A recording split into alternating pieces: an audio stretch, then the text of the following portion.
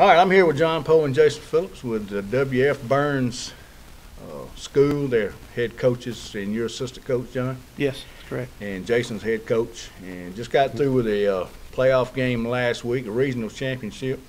2 undefeated seasons. Well, it's a special group. It starts really with summer workouts. This year we had over 90% that didn't miss a single day. 90% of the team did not miss a single day of workouts. So it really starts there. I mean, they work hard and they do what you expect them to do. So, of course, they can't drive because a lot of we got to give parents credit. We got to give the parents a lot of credit, a lot of credit, because they had them there. They had them there. Sure did. Yeah, that means a lot. Honestly, it's really a good group of boys. I mean, just every one of them. I mean, I can't think of a bad seed. Every one of them's good, and it just not necessarily at first, but they all developed the same goal, and every one of them was like had tunnel vision toward that goal, and they all worked hard to get it, and so it was a very special group of young men. I was proud to be a part of it. You're talking about a special group of young men. I come across a clip on Facebook. I believe it was. I believe I'm saying this right. It was the principal's, Miss Frankie Bell. Mm-hmm. Right. I believe it was her Facebook page, and she said this is a story that they ought to have on the news, and it was all the kids in the lunchroom, I believe, and they were having prayer and motivation. This guy was giving a motivational speech, and man, they seemed to all be on board. I never had seen unity like that in high school, much less junior high. Yeah. Yes, we have one particular player that led it was a prayer, but it was kind of a chant too. A motivational speech, more or less. I'll see if I can't find that while we're doing this interview. I'll play that clip, so we'll cut it right here, and just go ahead and show that, and let everybody see what kind of unity that they do have. We ask for a chance to spell. We ask for a chance to spell. A chance to equal all our strife. A chance to equal all our strife. A chance to do it there. A chance to do it there. We should win. We should win. Let it be by the code. Let it be by the code. With faith to honor held high. Faith to honor held high. If we lose, stand by the rules. Stand by the rules. Cheers to win and go by. Cheers to win and go by. Day by day. Day by day. Get better and better. Get better and better. We can't be beat. We can't be beat. Won't be beat. Won't be beat. We never stop fighting. We never stop fighting. We never give up. We never give up. So when W.F. Burns wins, won't be by luck. Won't be by luck. All right, so we just saw what kind of unity these guys have on the video. It takes a special leader or somebody to step up. You don't see that in junior high too much. That's right. That was special. Should I say about junior this high or group. middle school? It's junior high. That's right. Around here we say junior high. Right. Everywhere We've got several players that do that. That's really good leaders. Yeah. So, and I'm looking forward to them moving on. Yeah. I think it's good to have those leaders on the team. Of course, all of them will be moving up to 9th grade next year. So they're all 8th graders? They're all 8th graders. Okay. We have a 7th grade team and an 8th grade team. All right. So there's several of them that, of course, B.J. Baker is a phenomenal running back. That's the number 22. He's number 22. He had, I figured it up yesterday, he had 1,316 rushing yards on 90 carries, which is an average of 14.6 yards per carry. And that's in how many games? 8? 8 games. 8 games. So he was great, but I mean, it's not. You got K.D. Hutchinson, Kalen Sherrill, that's also great backs. They averaged over 10 yards a carry also. M.J. Atkinson was quarterback, and I did his numbers today too. He had 400-something yards passing, and he completed 70% of his passes too, which is a pretty good number. That's strong. Yeah. So he could have thrown a bit more and been successful at it, but we were so successful running the ball that was our strength. And offensive line was center was Braden Monkus. Coach might have to help me if I go blank. He did a great job. We were under center, and then he had to learn shotgun this year.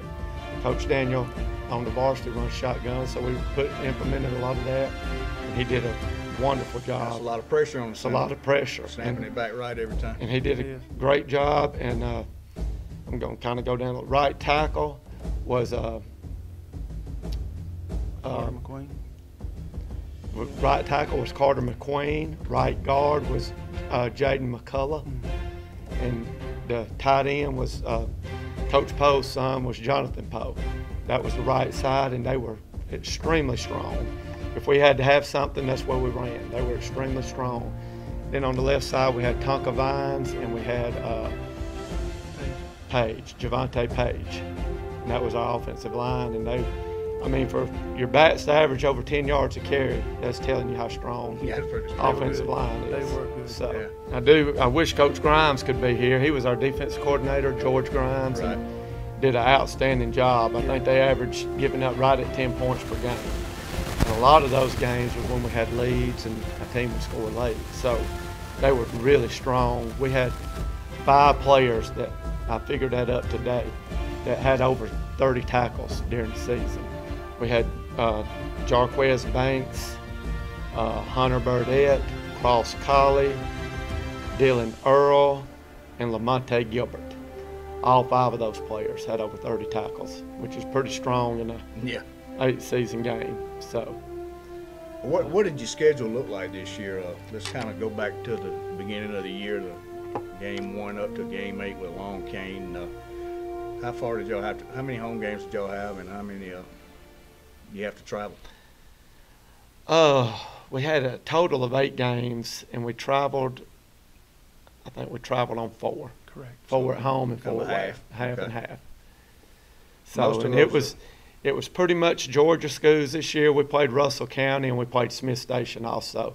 And those teams are coming into the league next year, along with Auburn and Opelika and Phoenix City. Getting tougher. So it's going to be definitely tougher. We're going to have either 5 or 6 from Alabama and 5 or 6 from Georgia. So it's going to be a much bigger league next year. Why is it that they do this in junior high with the Georgia teams and don't in high school? It's just different scheduling. Well, It doesn't have to be area games and that kind of thing, or across the line. the reason they originally started doing it for junior high was just the closeness of the teams. We didn't, on a school night, not to have to travel Safer, so far. yeah. And so the Georgia coaches kind of got together with us and said, hey, won't we start a league between the 2 states? And the kids love it. It's really been it works good. out pretty good. It does. It keeps you from traveling. And you don't have, 3 or 4 yeah, hours. right. Yeah. I think our furthest trip was 30 miles, so Yeah, you can't that was beat great. Yeah.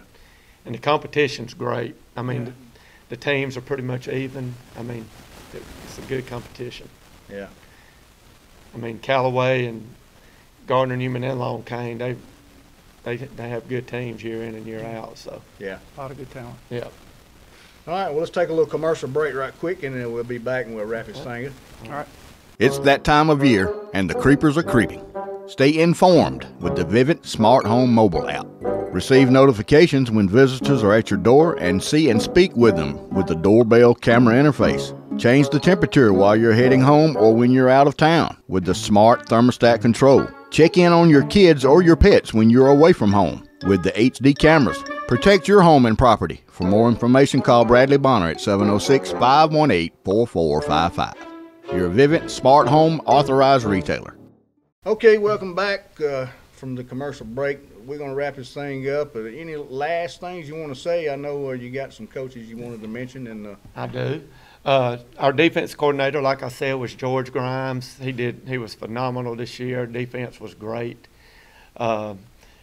Also helping on defensive side of the ball was Coach Michael Power, and he teaches up here at Valley High.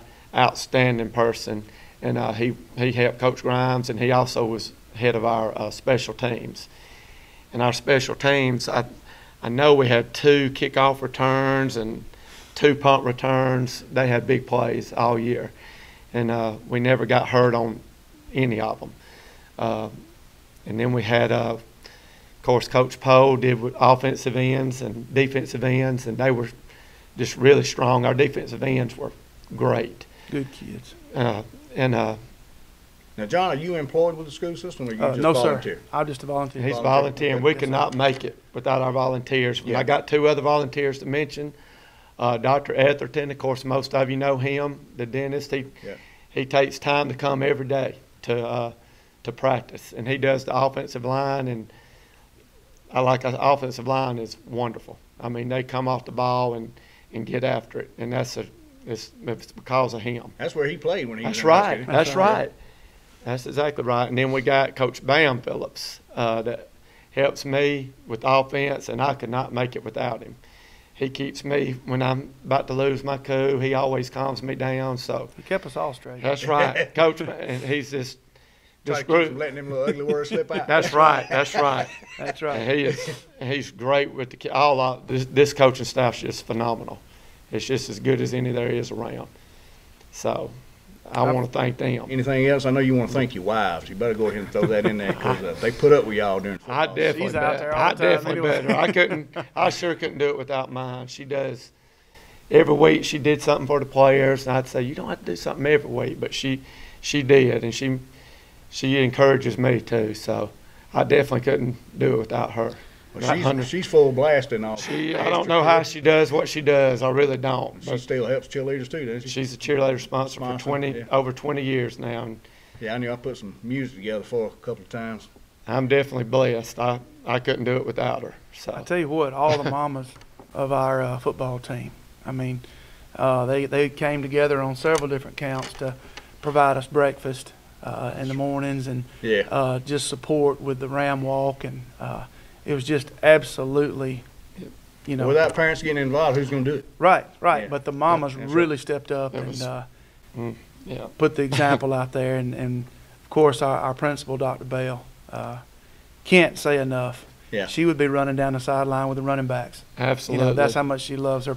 And Her a lot, of boys. these, a lot of these players too, they are single parent families. Yes. You know, That's they right, have yep. their mamas or their daddies. Yep. Not to discredit daddies, but most Right, of them, right. the mamas taking care of the kids, single parent home, and they still have time to do things for Yeah. the team and that kind of thing. So I know y'all want to appreciate all them. And I doing do that. want to thank Dr. Bell. Like Coach said, she's always supportive of me. After every game, win or lose, she's out there. So Yeah. she's very supportive, and supportive of those players too, and they know it. So Yeah. Well, thank you guys.